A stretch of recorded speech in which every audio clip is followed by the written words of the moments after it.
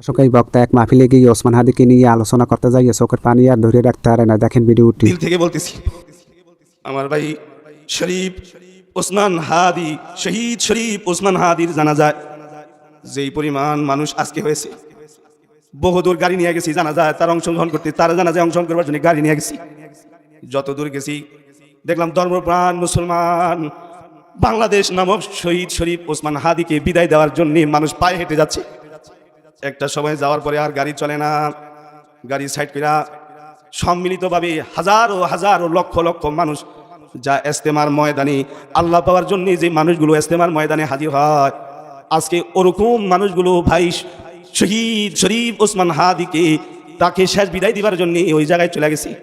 আমি আমার এই দুই নয়নে বহু মানুষের জানাজা দেখেছি, তবে এত মানুষ কোনো ব্যক্তির জানাজায় অংশগ্রহণ করে নাই। আমার মন বলেছে এগুলো শুধু বাংলাদেশেরই মুসলমান নয়, তার ইমান ও আমল, তার খোদাভীতি, তার দেশপ্রেম, তার এই দেশের মানুষের প্রতি ভালোবাসা, এটা মানুষদেরকে যেমন পাগল বানাইছে, আমার দিল বলে ফেরেশতাদেরকেও সে ওরকম পাগল বানাইছে।